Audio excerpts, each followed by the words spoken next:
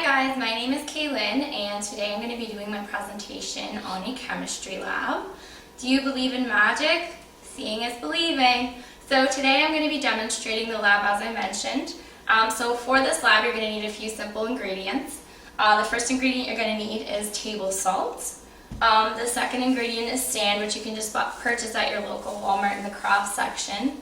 And just some water and also a coffee filter, which I have right here. Alright, so the first step you need to do is you need to measure out 5 millimeters of salt. So first I'm going to do that. So I just have a regular measuring utensil here.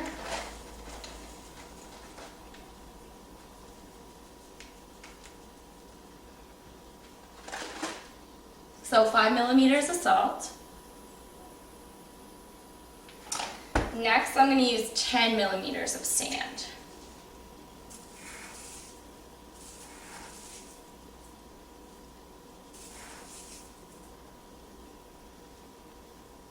Millimeters of sand.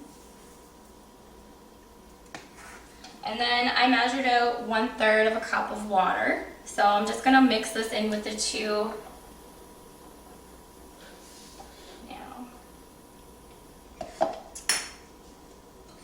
So I'm just going to mix it in so the salt can dissolve in the water. Now the point of this lab is to actually separate the two. So now that the sand and the salt have been mixed together, I'm going to want to separate the sand and separate the salt from the mixture. And I'm going to try, the goal is to get the same mass of the products before and after the procedure. So a lot of people don't think this is actually doable because when you mix salt into water, it actually dissolves into the water. So the first step we're going to want to do is to separate the sand from the mixture. So I'm going to use my coffee filter and just place it over the bowl and put my mixture in. So I just want to make sure that I get all of the components out of the bowl. So it's all out.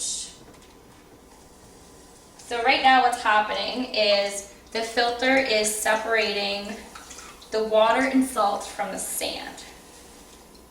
So just make sure you get all the water out.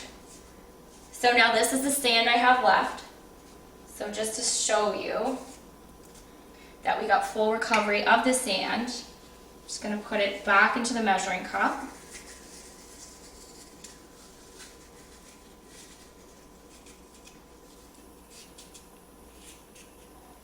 So 10 milliliters. So we got 100% recovery of the sand.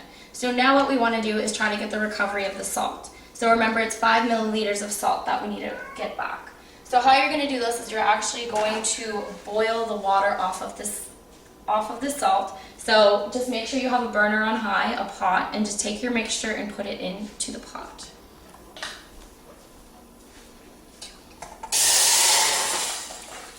Okay, that was on high, so that's why I activated that. Alright, so you just have to wait for the mixture to boil. So just a little background information about the lab. So I'm in college chemistry and it's pretty new to me, so this was one of the first units that we had to do. So the lab is called separating mixtures. So basically what the lab is trying to prove that mass cannot be created nor destroyed throughout a chemical process.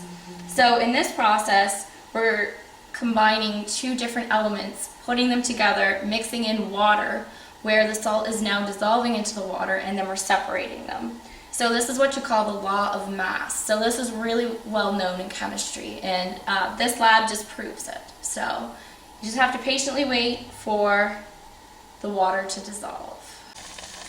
So at this point, most of my water has boiled off, so I'm just letting the remainder of my water boil off. So as you can see, the salt took complete different shape than it originally had, because originally it was just in little grains of salt.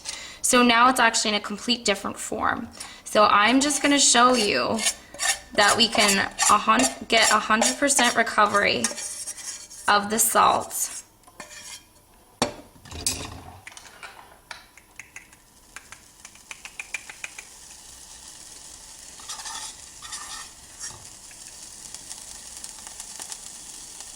So as you can see there, 5 milliliters of salt was recovered.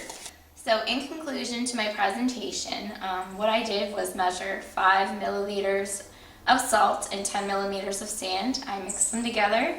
I used the method of filtration by separating the sand with the mixture.